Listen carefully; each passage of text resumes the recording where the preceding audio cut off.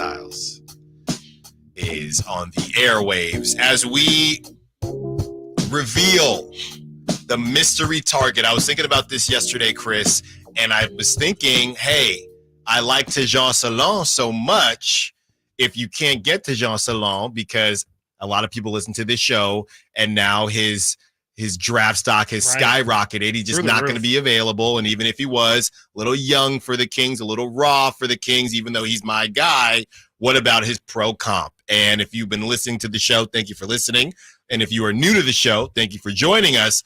But the pro comp for Tejan Salon, who will be drafted possibly in the top 10, as high as I think 8, we've seen him. The pro comp for Tejan Salon was Obi Toppin. Now, Obi Toppin is a restricted free agent. He had club options the last couple of years. Obviously, he was with the Knicks, then went to the Pacers, Chris. He was getting paid, on that rookie deal, he's getting paid $4 million, $5 million, $5 million, then $6 million. He's now a restricted free agent, so we'll see what the Pacers want to do if they want to match and see what else he can bring to the table for them. I was deep into Pacers Reddit yesterday and just getting a vibe on how Pacers fans and media feel about Obi Toppin, and really they felt like he made some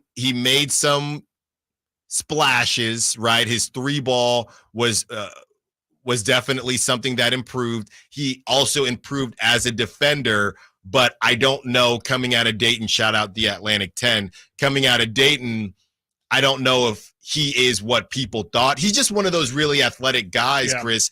And would you say it's a crazy comparison? I know he's not him defensively, but if you look at Aaron Gordon, could he get there maybe? Or do you think they're two completely different types of players? Yeah, I view him more as like a dollar store Kyle Kuzma is kind of where I see him at. Like, I think he's more of a scorer than else. I think he's a good athlete.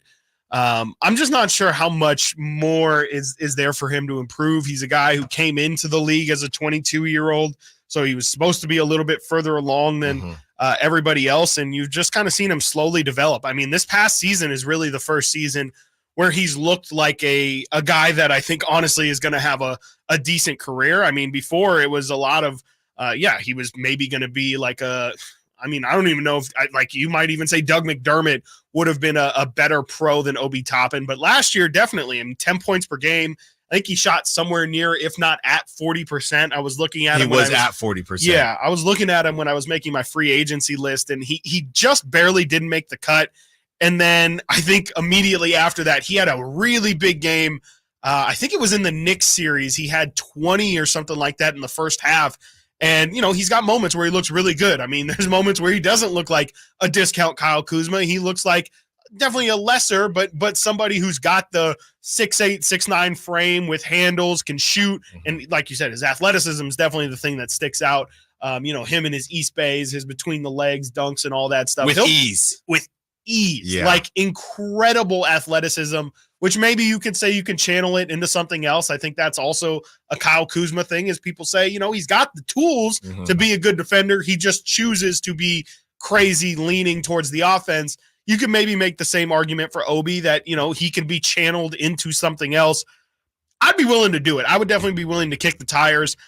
The problem is going to be price. I have no idea what his market's going to be. Yeah. Especially him being a restricted free agent. That usually means if you want to get him, you're going to have to throw a number that you have to be comfortable paying him, but also it's got to be a number that's more than Indiana would be comfortable paying him. Yes. And that's kind of where you get into the rock and a hard place. And, you could probably get it done, but I don't know if that's necessarily a guy I would prioritize. But at the same time, if they do prioritize a guy like Obi, I would be intrigued to see what else could be there, because he's somebody who, especially now, he's a bench guy. Like, I don't think there's any illusion that Obi Toppin would walk in and be a starter, but that's also not out of the question. Like, he could play himself into, potentially, talk about it all the time, HB. Part of the problem with benching Harrison Barnes is Trey Lyles, Sasha, people haven't stepped up to earn that role. Right. I could see a world where what is he now, 26, 27-year-old Obi Toppin, maybe after a career season, he'd be 26 next season, maybe after a career year, he takes another step forward. He's at 10 a game. Maybe he could be 12, 13. I don't necessarily want to overpay, but I do think, as the old adage goes, iron sharpens iron. Yeah, for sure. And if we just ran out, and I know you're paying Sasha $6, so I don't know how much more you'd be able to pay Obi Toppin. And to your point about the restricted free agency, what maybe Indiana wants to keep him, and it's a moot point. But iron sharpens iron. You just ran a season with HB and Trey Lyles and Sasha. So you're not afraid. It's a wing-driven league. Yeah. You're not afraid to have too many wings. And I think if you're able to get Obi Toppin in the building, I don't think HB is at the point in his career where he needs to be pushed or anything like that. But Trey Lyles is. I think that getting him in there and Trey Lyles, he kind of fought off Sasha Vezenkov. They both were a bit injured, but he fought off Sasha Vezenkov. Sasha didn't really get much of a chance, so let Sasha tell it, to challenge him. But you bring Obi Toppin in, who Obi Toppin would walk in to that building, Chris, and crazy enough, have some of the most playoff experience on the team. Team, just from what happened last season. So he's seen the bright lights, even if we want to talk about the injuries and how the Pacers got there. He's seen the bright lights. He knows at least what it takes to get there, even if it is because of injury, how to get it done. You bring him in and you say, Obi, you have an opportunity out here. It's you versus Trey. HB, we don't know how much longer. We don't know if we're going to keep HB. We don't know what's going to happen here. So let's get both of them in there and have them battle it out. Yeah, I'm looking here. I have a little confused face on because I was going to say I honestly would put Obi Toppin to back up Keegan. I think he could be a 3, but I'm looking at his play-by-play stats on Basketball Reference, which essentially shows the minutes at which he has played at certain positions. He has played 0% of his career at small forward, which I think is a little alarming. Even in his rookie year, coming in at 22, 99% of his minutes came at power forward, 98 the second season, 100 in his third season. Last year in Indy, 89% at power forward. He played 11% at center, which is interesting, definitely. I mean, Obi's got the length, but it's a bit concerning that at 6'9", I kind of would have liked a little bit of versatility there. I would have liked to slide him over to the 3.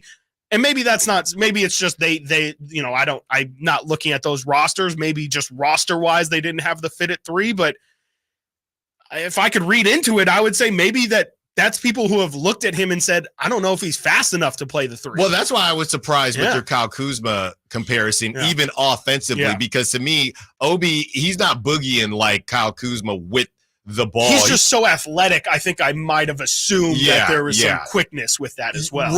Right. There's quick twitch, I'll tell you that much. But as far as a handle and being able to get his shot, what we saw he's trying to figure out who he is in this league. Absolutely. And he's that same model of I guess the tweeners, right? From Julius Randle all the way down, where like you said, skill wise, you should be able to probably play multiple positions, or size wise, you should be able to play multiple positions, but skill wise, you're not. So that does kind of hamstring the situation.